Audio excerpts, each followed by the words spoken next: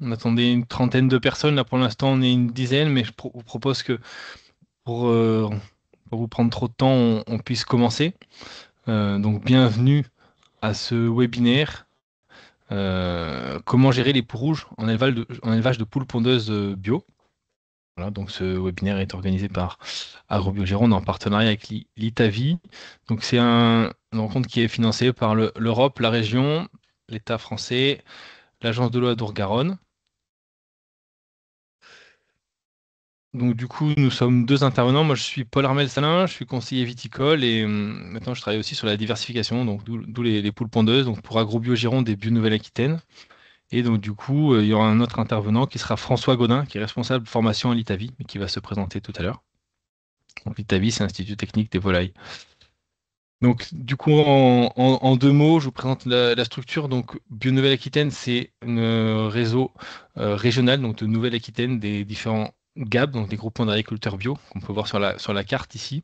Donc, moi, je travaille plus précisément sur le territoire de la Gironde pour AgroBio Gironde. Et nous avons différentes missions principales. Donc, la première, c'est d'accompagner les agriculteurs dans leur changement de pratique et les porteurs de projets bio. C'est également de structurer des filières bio locales et équitables également d'imaginer l'agriculture de demain. En ce moment, en temps de contexte politique complexe, de porter la voix des producteurs bio et des citoyens en partenariat avec tous les acteurs de terrain et également de co-construire des politiques publiques en faveur de l'agriculture et d'une alimentation bio, locale et de qualité. Donc, depuis le début de l'année, sur le territoire de la Gironde, on a fait une journée technique et j'ai aussi lancé un groupe WhatsApp. Donc, sur les poules pondeuses, l'idée c'est d'avoir un lieu d'échange pour des agriculteurs qui se lancent dans les poules pondeuses pour pouvoir partager leur expérience, leurs questions, et leurs interrogations et aussi bénéficier de l'expertise de mon collègue conseiller élevage, Fabrice Roche. Voilà. Donc, pour ceux qui sont intéressés, il ne faut pas hésiter à me contacter pour rejoindre le groupe. Et pour les perspectives 2026, donc on a prévu différents formats et différentes rencontres. Donc notamment on fera des visites de ferme avec des focus sur le bâtiment, donc les poulaillers. Vous verrez que voilà, c'est un sujet assez important. Sur l'alimentation et la gestion des parcours, on fera aussi un point sur l'impact du pâturage sur la vigne. Quel est l'impact des poules sur les vignes? Et on est en train d'organiser aussi des webinaires sur le volet santé et sur le volet approvisionnement aux poulettes bio. Et en fonction de vos demandes, il ne faudra pas hésiter à nous solliciter pour qu'on puisse vous organiser soit des webinaires, soit des visites de ferme. Voilà. Donc, comme c'était évoqué dans l'invitation, hein, le sujet de ce webinaire, c'est comment gérer les poules rouges en élevage de pondeuses à baies. Donc, François présentera tout à l'heure quelques généralités sur les poules rouges, la prévention, quelques pistes en curatif, et on terminera par un temps d'échange, questions-réponses. Et voilà, et si vous voulez partager aussi vous votre retour d'expérience, ce sera le bienvenu. Je vous ouvrirai vos micros. Voilà. Donc si vous avez des questions qui viennent au fur et à mesure, il ne faut pas hésiter à les noter dans l'onglet questions-réponses que vous voyez à l'écran. Euh,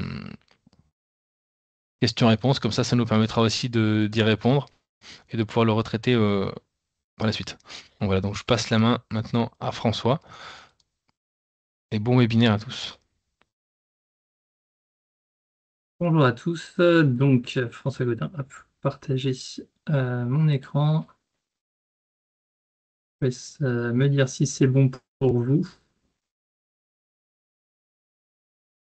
Oui, c'est bon. Donc bonjour à tous, François Godin, donc, je suis responsable formation au sein de l'ITAVI, donc la structure que je vais présenter dans un instant. Pendant 5 ans, j'ai également été conseiller volaille circuit court pour la Chambre d'agriculture de la Drôme, où notamment on faisait des formations, on animait également un collectif d'une cinquantaine d'éleveurs en circuit court. Et nous aussi, on avait un groupe WhatsApp, donc voilà, que vous encouragez à utiliser ce canal parce que c'est vraiment là qu'on a appris beaucoup de choses. Donc, l'ITAVI, donc c'est l'Institut technique des filières avicoles, volailles cunicoles, lapins et piscicoles, donc en poisson, comme tout institut technique agricole. Nous, on a un positionnement en fait auprès des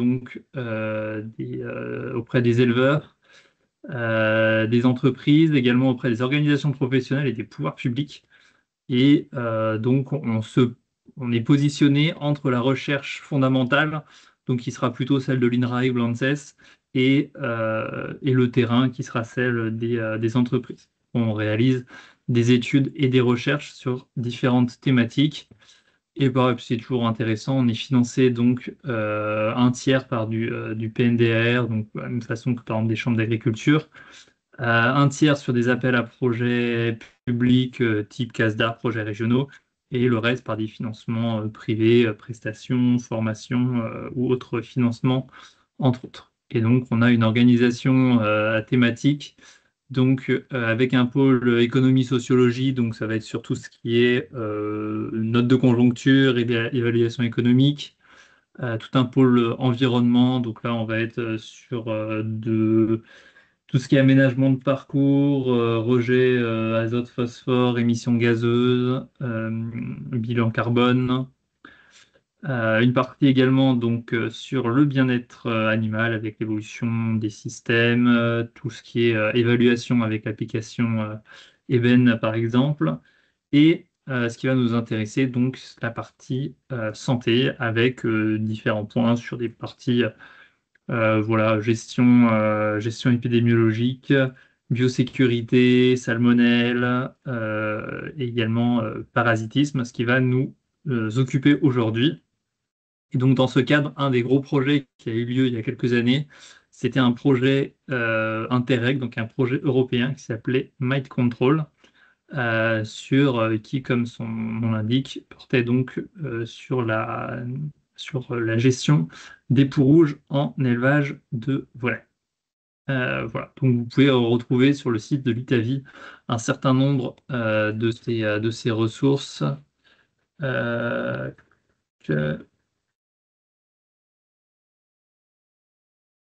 Hop, voilà, vous tapez Itavi et donc sur itavi.asso.fr, vous avez une partie ressources et publications et là-dessus, voilà, par exemple, si vous voulez parler de peau rouge, vous aurez comme ça des documents sur différents points. Donc c'est là largement de là que j'ai tiré les illustrations pour ma présentation d'aujourd'hui. Alors au menu, on va passer par quelques généralités qui sont importantes sur le pouls. Ensuite, un point plus sur la prévention et quelques pistes un peu on va dire, de traitement ou de gestion. C'est-à-dire pour un premier webinaire, on met la barre haut une ambition assez élevée de gérer les poux. On va voir que que c'est un problème effectivement qui est assez récurrent. Alors, connaître l'ennemi, voilà à quoi ressemble un pou rouge de près. Donc, c'est un petit acarien qui va donc se nourrir de sang. Deux points importants, donc 8 pontes par vie, 8 œufs par ponte, ça nous fait donc 60 œufs, 64 œufs par poule, donc ça va très vite. Ça va être un des points importants, c'est-à-dire que, comme pas mal de parasites, on a une infestation qui va être exponentielle. Et surtout, le point à retenir, c'est que le pou rouge n'est pas un pou. Le pou rouge, on va dire, se rapproche plutôt d'un moustique.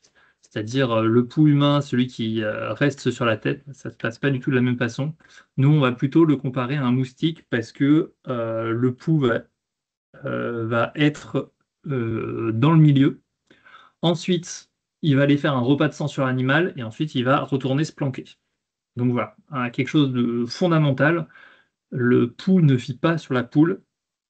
Donc par exemple, ça va servir à rien de essayer d'enduire vos poules de terre de diatomée en espérant déloger les poux parce que les poux ne vivent pas sur la poule. Comme pas mal de parasites, c'est un cycle avec des œufs qui sont pondus. Au bout de 2-3 jours, les œufs vont éclore, donner des larves qui, au bout de 1 ou 2 jours, vont donner un premier stade de nymphe. On va avoir un premier repas, 1 ou 2 autres jours, un autre stade de nymphe, un autre repas, et ensuite on va aller sur les adultes qui vont eux pondre des œufs, etc., etc., etc. Donc si vous faites le calcul d'un cycle, donc pour aller d'un œuf aux prochains œufs, on est sur 3, 4, 5, 6, 7, 8, 9, on est sur une dizaine de jours au maximum. Donc une dizaine de jours, on va voir que ça peut aller très vite. Et l'un des gros problèmes, c'est que c'est un acarien qui est pour le moins résistant. Donc, on a dit repas rare et rapide. Donc, le pou ne survivrait pas sur l'hôte du fait de sa trop grande température. Donc, il va trouver des micro-habitats dans les poulailles. Et c'est là qu'il va se reposer, s'accoupler, faire sa mue et faire sa ponte. Et pas de chance pour nous, il est résistant à l'immersion. Donc, après 30 heures dans l'eau, on n'a que 50% de la population qui est morte. Donc, on va dire que ça ne va pas forcément servir à grand-chose d'essayer de nettoyer le poulailler à grande eau en disant on va finir par tous les noyer. Deuxième chose, on a fait des expériences, on a prouvé qu'ils pouvaient rester 9 mois sans manger. Donc la technique qui consisterait à dire j'enlève provisoirement toutes mes poules et je les stocke je ne sais pas trop où et je les remets 3 jours plus tard en espérant qu'ils soient tous morts de faim, ça ne marche pas non plus. Et également, c'est des populations donc, qui s'amassent dans les interstices, comme on va voir. Donc, ça fait que une action mécanique de type dépoussiérage, il faudra qu'elle soit très ciblée pour qu'elle soit efficace.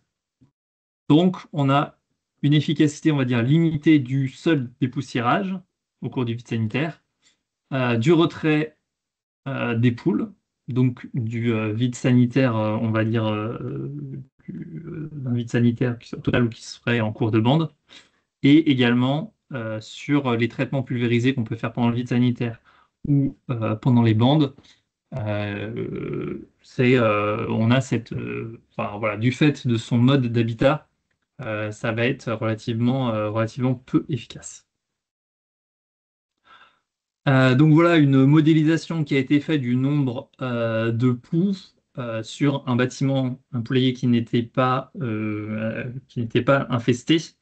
Et donc vous voyez que très vite, une fois que la prolifération, on va dire, est lancée, on a une accélération très rapide de la quantité de poux. Donc c'est important de pouvoir le repérer le plus vite possible pour éventuellement pouvoir réagir et essayer de casser cette dynamique-là, sinon on va très vite en avoir beaucoup. Donc l'étude qui a été faite, c'était que 83% des bâtiments de poules pondeuses en Europe sont infestés de poux rouges. Rassurez-vous, vous n'êtes pas les seuls. Et ça représente une perte de productivité de l'ordre de 60 centimes par poule. Alors ça peut sembler dérisoire. Alors, on est sur 60 centimes sur des bâtiments, on va dire, de grosse taille. Mais quand vous avez de l'ordre de 10 000 ou 20 000 poules, forcément ça fait un petit billet à la fin de l'année. Également, je suis passé un peu vite, mais hop, pour repérer les poules, vous avez les poux, pardon. Donc vous avez soit les poux en eux-mêmes, soit ces taches, ces excréments qui sont couleur poivre et sel, on va dire que vous allez trouver en amas. Également, si un jour vous sortez de votre poulailler et que ça vous gratte et que vous voyez des petites bébêtes qui sautent, c'est que là, il y en a vraiment beaucoup.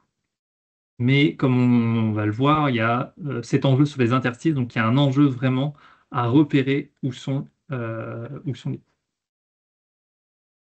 Alors, on pourrait se poser. Hop, désolé, les-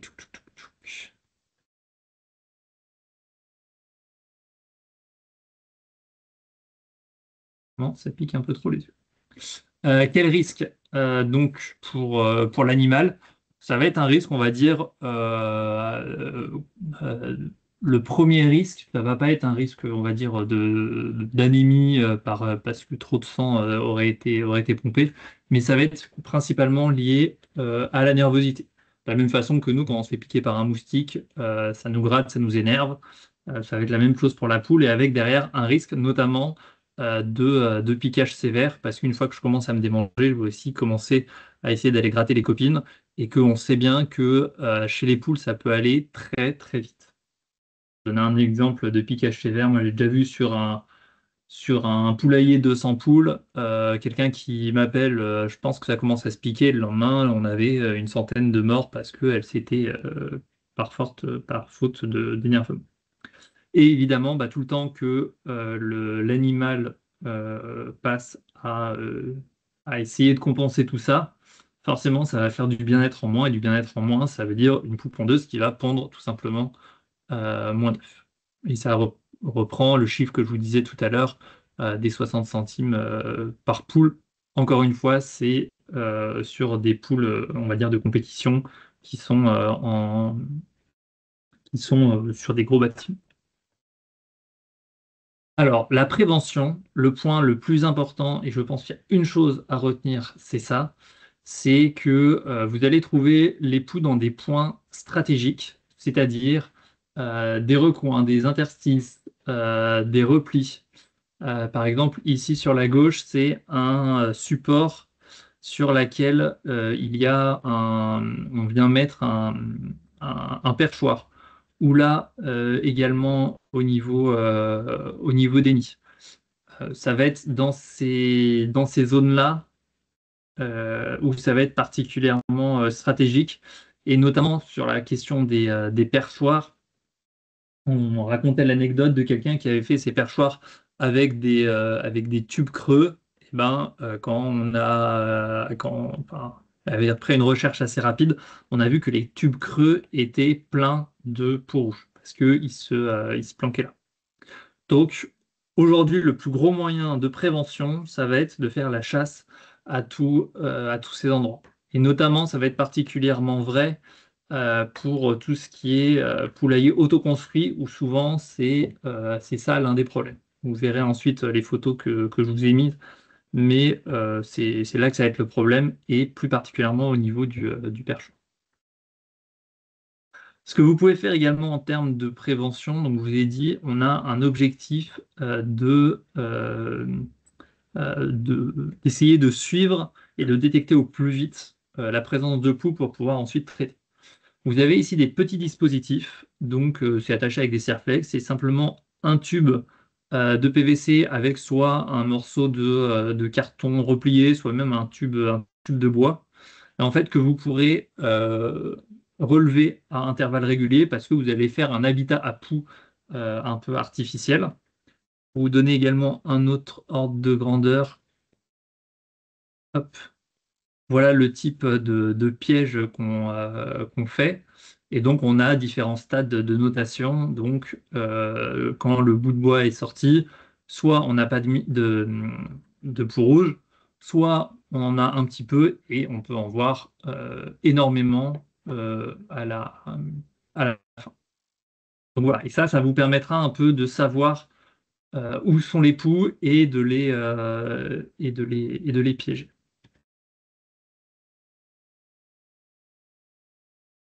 Donc voilà, pour vous donner un ordre d'idée expérimental de ce que ça a donné.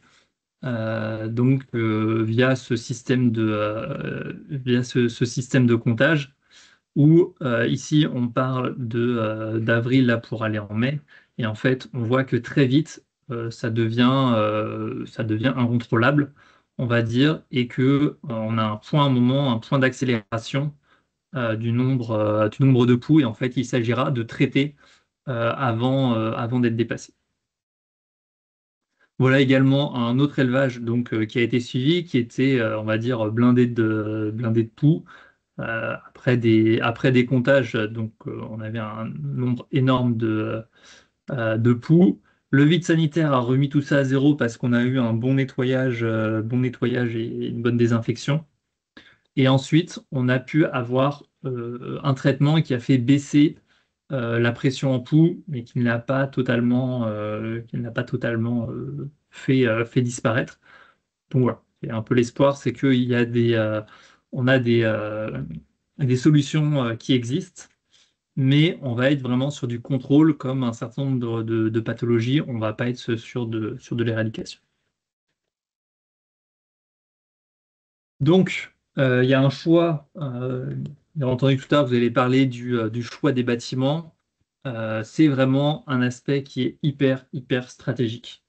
Non seulement parce que vous allez avoir des questions pour le confort des poules, par exemple, d'isolation ou des questions sur les poules pondeuses de luminosité également pour pas avoir trop de piquage ou comment est-ce que je fais pour éviter au maximum la ponte au sol. Et il y a un des critères également, c'est d'avoir des bâtiments lisses. Là, je vous ai mis deux types de bâtiments qu'on voit, qu'on rencontre assez régulièrement. Alors à gauche, ça doit être des 90 mètres carrés, je pense, et à droite des 60 mètres carrés, qui sont des bâtiments qui ne sont pas autoconstruits, mais qui sont d'un type cabane, on va dire, assez courant chez des éleveurs en circuit court, qui pour le coup, à l'intérieur, sont vraiment lisses. D'autres exemples que vous pouvez rencontrer et qui pour le coup sont moins adaptés, à gauche, c'est d'anciens box à chevaux. Donc là, on voit assez bien qu'avec toutes les lames de bois, et ben, entre deux lames de bois, je vais avoir des petits espaces et là, ça va être génial pour les poux. Ou là, de la même façon, ici, on ne voit peut-être pas bien sur la photo, mais les planches qui composent les endroits ne sont pas vraiment jointives. Donc ça fait que on va avoir des endroits où les poux vont pouvoir assez facilement se mettre. Voilà d'autres exemples. Là, encore une fois, j'ai des poutres, des planches qui ne vont pas être jointives, ou alors je vais avoir et qui vont en plus être reliées directement au perchoir à l'endroit où les animaux sont la nuit et où les repas de sang, on va dire, vont pouvoir se faire. Là, c'est la même chose également sur ces pondoirs, on va dire, fabriqués main, mais où j'ai beaucoup de poux rouges, on va dire, qui potentiellement peuvent s'y mettre. C'est toujours un peu le risque, c'est que les poux rouges ne viennent pas forcément du premier coup, mais voilà, une fois qu'ils viennent, ça va être difficile de s'en dépêtrer. Malheureusement, c'est dans ces cas-là qu'on a fait les investissements.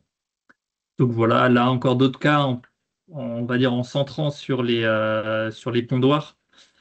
Ici, donc, j'ai des pondoirs où ça commence à être un peu plus lisse, mais j'ai encore des petites infractuosités. Là, vous voyez, alors je vous en ai mis un trouvé sur le Bon Coin qui se rapproche de gros bâtiments, où là, pour le coup, bah, c'est vraiment lisse et on essaye au maximum d'éviter justement tous ces recoins, ces interstices. Et ici, sur la droite, donc pareil, des pondoirs qui sont en bois et où à chaque fois en fait qu'on a des découpes aussi, qu'on a des recoins, on peut avoir potentiellement du peau rouge. Donc voilà, c'est vraiment ça le point principal et le point à réfléchir le plus vite possible.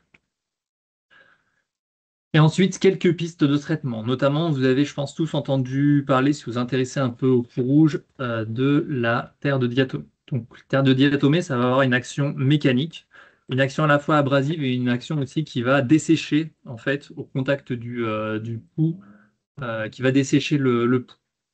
Attention, cependant, parce que toutes les terres de diatomée ne se valent pas parce qu'elles n'ont pas toutes la même qualité. Il y en a qui sont plus poussiéreuses que d'autres. Attention aussi, c'est abrasif. Donc si c'est abrasif avec de la poussière, ça veut dire que ça va être abrasif aussi pour vous et pour les poules. Donc attention quand on en met. Et de plus en plus, en fait, on trouve des terres de diatomée qui vont être à diluer dans de l'eau et que vous allez pouvoir appliquer. Il y a aussi quelques terres de diatomée qui sont homologuées, on va dire, pour la lutte contre les poux rouges. Et là, voilà, il faut, dans ces cas-là, se dire que on va vraiment cibler les endroits où on a repéré les poux. On peut avoir l'avantage sur certaines terres qu'elles vont rester un peu longtemps, mais ce sera de toute façon à refaire régulièrement. Ensuite, vous avez peut-être entendu également parler de prédateurs naturels. Donc là, je vous ai mis une image d'un prédateur, d'un acarien prédateur en train de dévorer un pou rouge. Il y a des solutions commerciales qui existent. Aujourd'hui, moi, les retours que j'avais eus des éleveurs à l'époque, c'était que il fallait vraiment le mettre dans un bon timing, c'est-à-dire le mettre à un moment où à la fois on n'a pas trop de poux, parce que sinon ils sont dépassés, ils peuvent pas tout manger, et à la fois il faut en mettre quand il y en a suffisamment pour qu'ils puissent se nourrir. Également, une difficulté, c'est de maintenir vivants les animaux le temps de la livraison et également les conditionnements. C'est-à-dire vous n'avez pas forcément des conditionnements qui sont adaptés pour votre quantité de poules. Donc ça peut être là aussi un frein. Au-delà de ça, on a aussi quelques produits qui ont été testés. On n'en a malheureusement pas beaucoup qui ont une efficacité, une efficacité avérée, et en tout cas pas en bio. Également des choses que vous pouvez voir un peu dans les trucs et astuces. Moi, j'avais vu donc des éleveurs qui mettaient des perchoirs quand les perchoirs étaient des perchoirs en A, qui mettaient les pieds dans des bains d'huile avec l'idée que les poux ne passeront pas ce bain d'huile et voilà, un peu comme on peut voir sur certains pièges, on va dire plus mécaniques. Voilà, ou qui mettaient carrément de l'huile voilà, sur les pieds des perchoirs. Aujourd'hui, on n'a pas de traitement, miracle, et on n'a pas de grand type, on va dire, de bactéries. Le plus simple aujourd'hui en circuit court, c'est de la terre de diatomée d'une part, et d'autre part, quand vous faites un vide sanitaire, que le vide sanitaire soit vraiment bien fait. J'avais même vu des éleveurs qui avaient des perchoirs en bois et qui les brûlaient entre chaque bande, alors qu'ils désinfectaient même parfois au chalumeau. Ça reste plus extrême et ça marche quand on n'a que des petites surfaces. Mais dans tous les cas, le meilleur moyen, c'est effectivement d'avoir le moins d'interstices possible. Et ensuite, quand il y a des interstices, de viser tout ça avec de la terre de diatomée.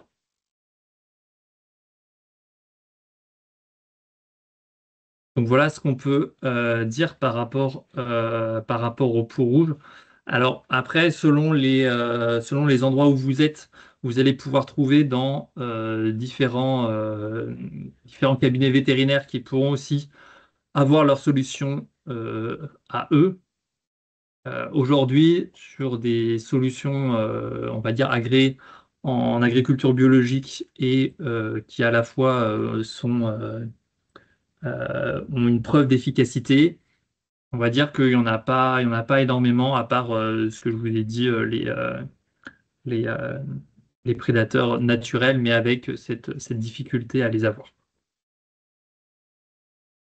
Voilà, je ne sais pas s'il y a des questions. Ouais, du coup, il y a une question. Tout à l'heure, François, tu parlais du chiffre de 83% des bâtiments qui sont infestés Ouais. par les poux rouges. Est-ce que ça concerne tous les types de systèmes, conventionnels et bio, ou c'est juste pour le bio? Non, ça va être tout type de système. Ça va être tout type de système. Et on va dire qu'il y a, enfin, vu que, enfin, il y a rien qui permettrait de dire que tel ou tel système serait plus ou moins à l'abri, dans le sens où l'infestation, en fait, c'est pas tant les poules qui sont infestées que le poulailler. Et donc, voilà, c'est pas tant une question non plus de densité, de densité de poules. Donc, si vous avez des questions ou si vous avez aussi un partage d'expérience où vous avez eu des poux et vous avez réussi à vous en sortir, n'hésitez pas à lever la main ou même comme ça je pourrais vous ouvrir votre micro ou sinon à poser une question. Euh, donc Sylvie Tisserand, je vais essayer de vous ouvrir le micro.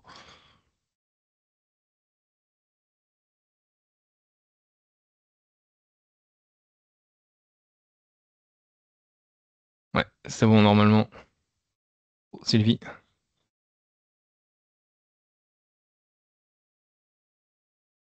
on vous entend pas Sylvie.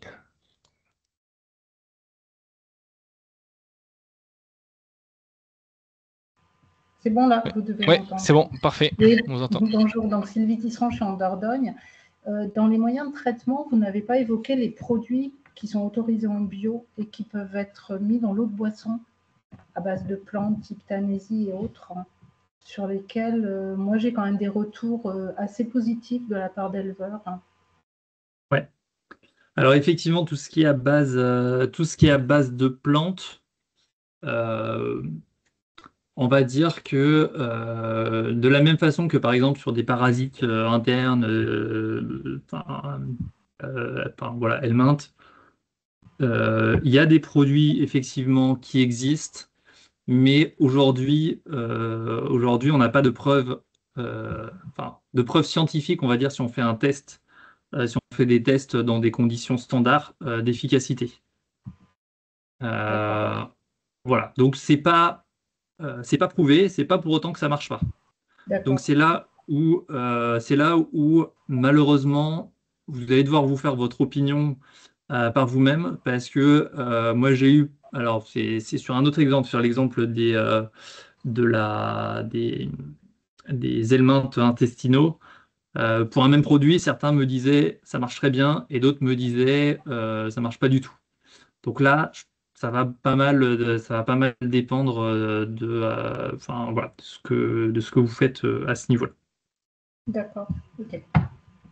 Merci. Et pour répondre sur Monsieur Olivier Romeau, Momo. effectivement, alors le produit qui est cité fait partie, enfin, est effectivement aujourd'hui le produit efficace qui est utilisé, euh, qui coûte relativement cher. Et alors, je ne pensais pas qu'il était utilisable en bio. Et effectivement, c'est un peu, comment dire, l'exolte, c'est un peu vu comme, on va dire, le napalm, enfin, voilà, l'artillerie lourde, on va dire. Et je pense que, alors je ne sais pas si vous avez, c'est à l'ordre du prix, mais voilà, c'est relativement onéreux. Voilà. Nous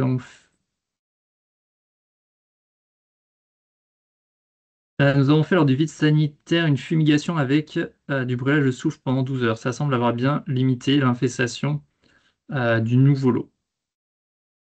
Qu'en pensez-vous?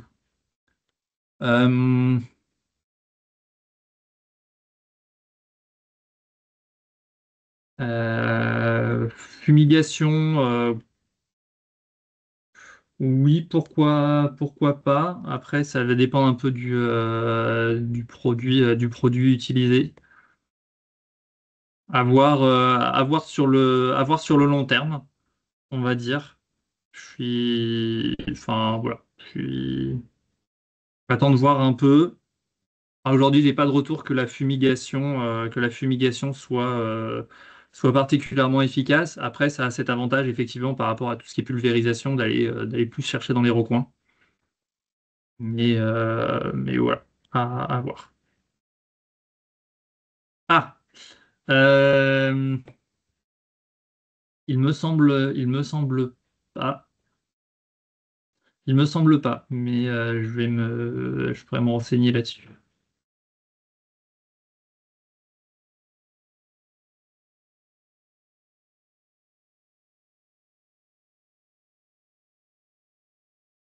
Euh, Il y avait une question sur les androlis, donc les prédateurs, Ouais.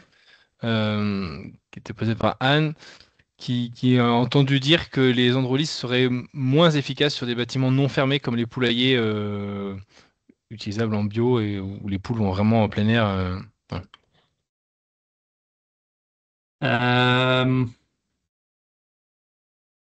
Alors, je vais pas Parce- répondre à la place du développeur commercial de ce produit, mais dans la logique, vu qu'on est sur les bâtiments et pas sur les poules, c'est-à-dire que les poules vont pas se balader, normalement, ça devrait pas avoir trop d'impact. Euh, ouais. donc, euh, donc moi je dirais plutôt non. parce que ça va plutôt se passer, enfin voilà, ça va plutôt se passer la nuit, et là, bâtiment ouvert ou pas, les animaux y sont. Après, peut-être qu'il peut y avoir une différence au niveau de la biologie, effectivement, de ces prédateurs, où la température peut jouer sur leur développement.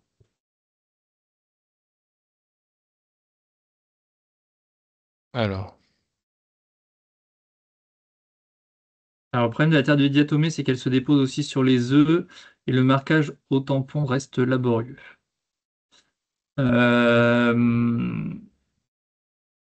Bon, après, si vous en mettez pas au niveau du ramasse des œufs, après, ça va dépendre de comment, ça va dépendre aussi de comment est foutu votre pondoir. Mais oui, je vois ce qui peut être dit. Après, l'une des solutions, c'est de regarder justement ce moyen d'action où il y a une dilution dans l'eau. Ramassage arrière farmline. Ouais. Bah après, normalement, sur des ramassages arrière farmline qui sont un peu en tôle, je suppose, normalement, ça doit être relativement safe pour les poux rouges. Ouais. En prévention, nous utilisons des bacs à cendres plus sable. Alors, ça, on va dire, ça va être bien pour permettre pour mettre sur euh, on va dire pour permettre à la volaille de faire des bains de poussière, donc pour se démanger. Après, a priori, il n'y a pas vraiment d'action sur les poux. Euh, ouais, il n'y a pas vraiment d'action directement sur les poux par action mécanique de la cendre ou du sable, qui n'est pas abrasif comme peut l'être de la terre diatome. J'en mets sur les perchoirs des pondoirs. Ah oui, c'est les pondoirs. C'est les pondoirs où il y a un perchoir directement devant, si je dis pas de bêtises. oui, c'est ça. Ouais, c'est ça. Alors après, là, ce serait peut-être alors c'est à voir selon votre système, mais peut-être d'avoir des perchoirs qui sont à un autre endroit. Parce qu'en fait, là, c'est un perchoir, on va dire, d'accès au pondoir. Voir après, est-ce que toutes vos poules ont la place d'y aller et d'y passer la nuit. Ça peut être après dans la conception un peu globale du truc, mais aussi pour éviter de la ponte au sol s'il n'y a que ces perchoirs-là. Action de la terre diatomée, il y a d'autres perchoirs. Ok, ça marche. Après, sur les farmlines, je ne sais pas s'ils peuvent se replier pour la nuit pour éviter que les poules passent la nuit dans le pondoir.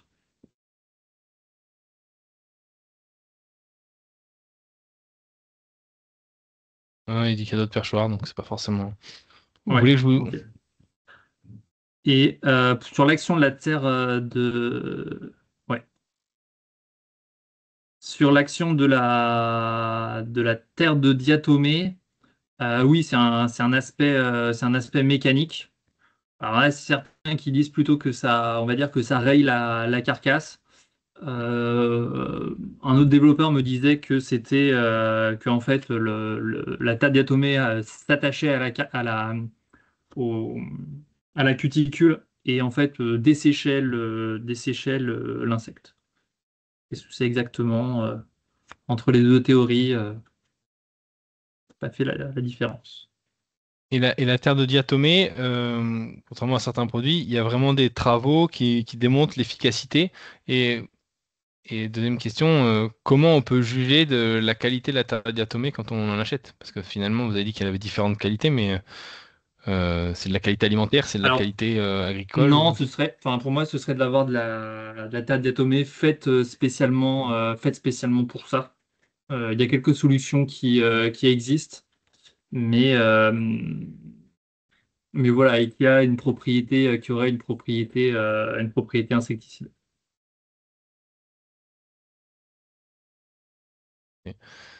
Sylvie, vous voulez intervenir? On vous entend pas. Ah, c'était, pardon. Ouais. J'ai appuyé sur lever la main, c'est ça. J'avais une question un peu sur les sources de contamination. En fait, comment les poux rouges arrivent? Alors ça n'a pas vraiment été, été documenté. C'est-à-dire qu'aujourd'hui, on n'a pas vu enfin, on n'a pas vu dans l'épidémiologie d'endroits qui étaient indemnes, on va dire, de poux rouges. Euh, donc, on va dire que c'est des acariens qui sont présents dans le milieu. Et dès que vous allez avoir une petite concentration, vous pouvez en avoir. Après, ce que vous pouvez faire, c'est voir. Alors, je ne sais pas si vous vous fournissez directement avec des poulettes prêtes à pondre, si vous prenez des réformes ou si vous élevez vous-même les poulettes. Enfin, toujours est-il que ça viendra pas a priori avec les poussins. Par contre, ça peut venir de l'élevage de poulettes, donc ça c'est toujours bien enfin, voilà, de vous renseigner un peu sur le passif des poules pour savoir ce qu'elles ont déjà eu. Ok, merci. Alors, diatomée marron ou blanche, j'avoue ne pas maîtriser la différence. Donc, je me renseignerai là-dessus.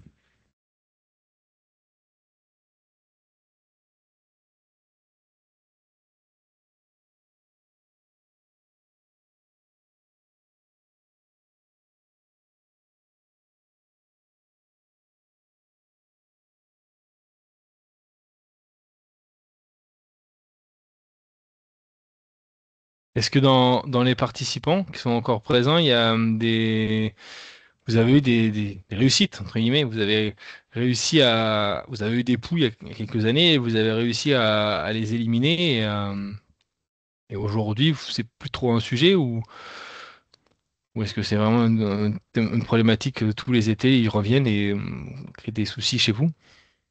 Enfin, s'il y a quelqu'un qui veut partager quelque chose, n'hésitez pas à lever la main, je peux vous ouvrir le micro pour pouvoir vous puissiez partager. Et du coup, vous traitez régulièrement avec la diatomée.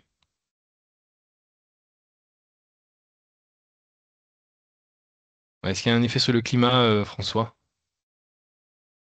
Parce qu'on dit qu'il y a beaucoup plus Euh, de poux en été qu'en hiver. Peut-être qu'ils sont alors, reproduits. il y a effectivement un cycle. Le cycle du pou rouge s'allonge avec les basses températures. Donc, oui, il y a un effet. Par contre, ça veut dire aussi qu'il y a eu une baisse de la température dans le poulailler, ce qui n'est pas forcément bien aussi pour les poules. Mais oui, c'est logique, le cycle s'accélère en été.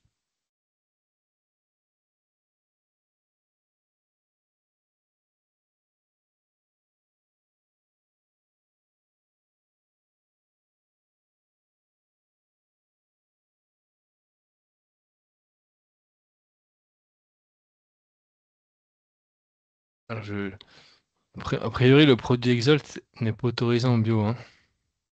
Ouais, il me semble pas. Parce que c'est un peu punchy.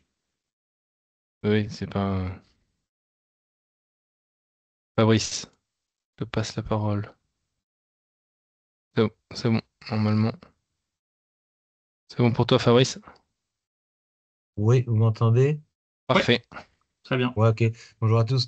Est-ce que les prédateurs naturels ont été utilisés déjà, est-ce qu'en bio, il n'y a pas de... Je pense qu'il ne doit pas y avoir de contre-indication, Non. mais le fait d'utiliser les prédateurs naturels, est-ce qu'il y a du retour là-dessus? Parce que moi, j'ai pas trop de matériel à ce niveau-là. Qui a essayé ça des androlis, des choses comme ça? Alors, il y a eu des. Enfin, ça, après, je pense que ça va plutôt être. Je sais pas si dans l'assemblée, il y a des gens qui l'ont utilisé. Euh, J'étais en train de regarder, mais effectivement, dans les solutions qui. Ils ont des kits, par exemple, pour 1500 poules. Je suis en train de voir. Ouais, ouais, je vois que ça se vend partout, des Ouais, acariens prédateurs comme. je vous ai dit, ça, malheureusement, moi, j'ai eu des retours très contrastés. Euh,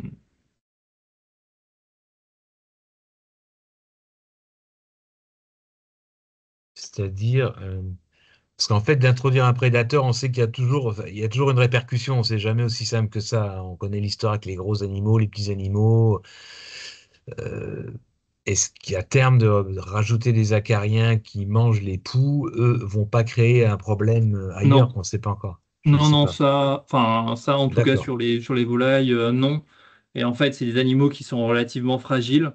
La preuve, c'est que si on les nourrit pas suffisamment à temps, ils vont mourir. Donc ça, après, au vide sanitaire, voilà. Mais effectivement, c'est une solution très onéreuse. Là, je suis en train de regarder, c'est quoi leur plus petit conditionnement. Et du coup, je pense que c'est ça qui doit faire nanana, diffuseur. Brûlage, chalumeau, pondoir plus perchoir, puis huile de vidange pendant le vide sanitaire. Garde beaucoup les infestations au démarrage. Ouais. Alors voilà, c'est juste après mettre de l'huile. On avait parlé avec une collègue qui, elle, aimait moins mettre de l'huile de vidange dans le poulailler, mais effectivement, c'est l'idée d'avoir une solution grasse voilà, là-dessus. Ouais, l'huile de vidange dans le poulailler, par contre, je suis pas sûr que c'est pas trop. Je sais que- Bah Hmm. voilà, c'est. Faut voir quoi. Peut-être. Ouais, Mhm.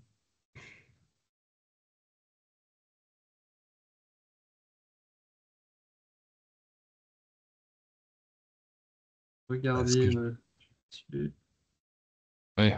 Tiens, Laura, je vais t'ouvrir le micro. Attends, hop, ça marche. Hop, c'est bon. Oui, c'était juste pour demander, parce que il y a huile de vidange et il y a huile, parce qu'en fait, si c'est l'action mécanique qu'on attend, on peut aller enfin, si on a des poulaillers en bois, on peut aller sur de l'huile dure ou des choses comme ça qui va vraiment aller. Oui, c'est plutôt En fait, ça, effectivement. c'est le côté vidange qui fait peur, mais il y a aussi de l'huile. Oui. Voilà. Ou l'huile de même qu'on produit, enfin, peu importe, quoi. Voilà. Et, et qui ont le même effet. Et qui pourrait avoir le même effet. Et du coup, j'en profitais. Moi, j'ai l'impression que j'ai pas de peau rouge. Mais du coup, je suis en train de me dire que si ça tombe, c'est juste que je ne l'ai pas vu. Parce que quand je vois 83%, je me dis, mais. Bah, Enfin, ça fait combien de temps que vous avez des poules? ça fait 2 ans. 1 an et demi, 2 ans. Oui, Ouais, bah après, ça peut mettre un peu de temps à venir. ok. À ce moment-là, voilà, c'est à surveiller. Effectivement, les petits pièges là à base de un morceau de bois dans un morceau de PVC dans des Ok. endroits un peu des recoins. Et comme ça permet voilà, de prévenir ça et le jour où il y a besoin de traiter. Ok. Et on s'émancipe un peu de ça en faisant soi-même ses poules pondeuses, par exemple, en partant du poussin de un jour, normalement, pas forcément, ouais. Ok. Pas forcément parce que c'est présent, enfin voilà, c'est petit acarien assez courant. Donc ça peut venir de la poulette, mais pas forcément. Donc voilà. Si Sylvie voulait intervenir?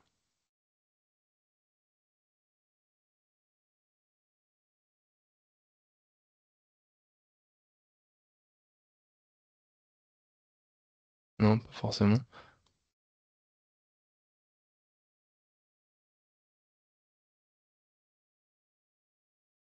Ouais, et dans les questions-réponses, là, depuis tout à l'heure, on a beaucoup parlé de produits ou d'apporter des choses, mais enfin, dans sa présentation, François, là, t'as bien insisté sur le côté bâtiment, coin, recoin, et notamment pondoir, essayer Le, d'avoir le ouais. moins d'interstices possible.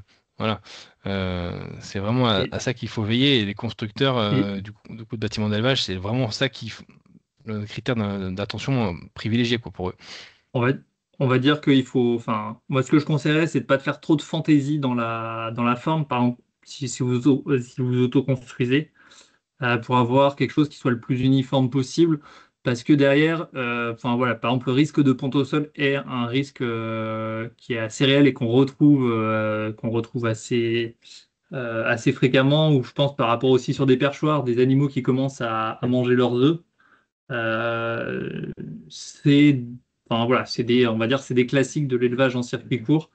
Et effectivement, bah, ça vaut le coup de mettre un peu d'investir un petit peu plus dans un pondoir qui va être un pondoir à ramassage arrière et en matière lisse, avec le risque. Enfin, moi, j'ai en tête une éleveuse, je pense à un cas précis, où qui n'arrivait pas à se défaire de ce problème-là de poules qui mangeaient leurs propres œufs, qui a fini par changer tous ses pondoirs pour mettre des pondoirs à ramassage arrière.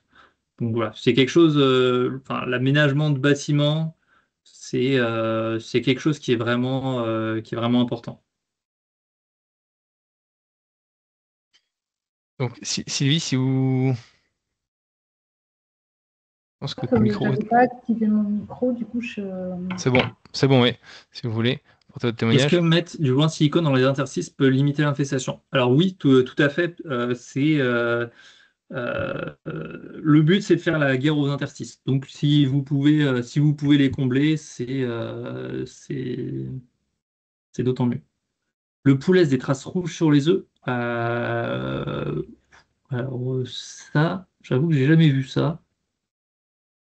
Euh, je vois pas trop pourquoi et comment ça se passerait. Parce que ça voudrait dire qu'il y a des poux au moment de la ponte, ce qui est normalement les poux sont déjà repartis. Est-ce que c'est pas des traces de sang plutôt? Ou alors du piquage dû au pou rouge donc du piquage au niveau du cloaque qui ferait qu'il y ait du sang. J'avoue que les traces rouges sur les œufs, j'y crois pas trop. Si vous avez une photo, je suis preneur. Mais ce qu'on voit plus, c'est effectivement du sang sur les œufs, à cause soit du piquage, soit de pathologie de l'appareil reproducteur.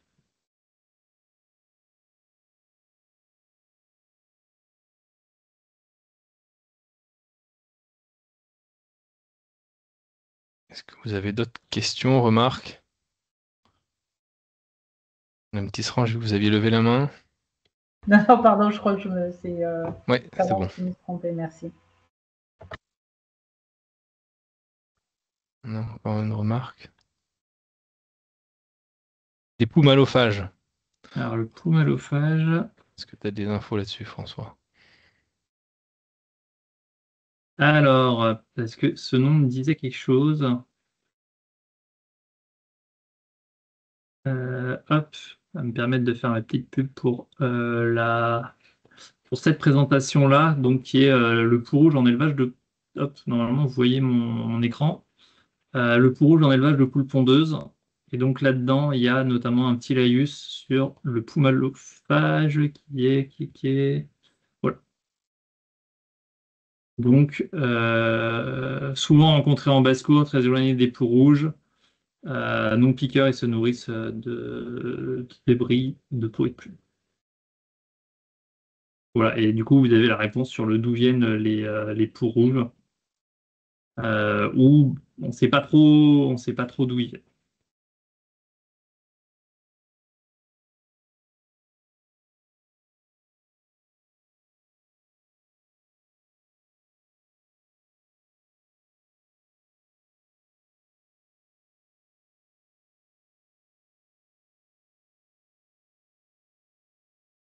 Je vous mets ce document dans la conversation, si vous voulez y jeter un œil. Ça marche pas. Hop. Voilà.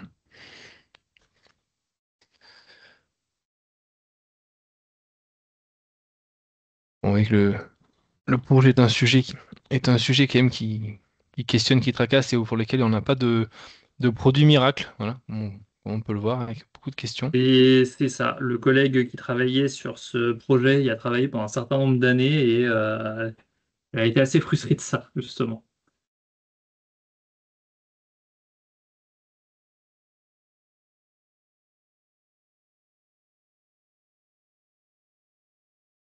Si on a éclusé toutes les questions, je vous propose qu'on clôture ce webinaire. En tout cas, un grand merci François pour cette intervention et les réponses et merci à chacun pour vos partages d'expériences, pour vos questions.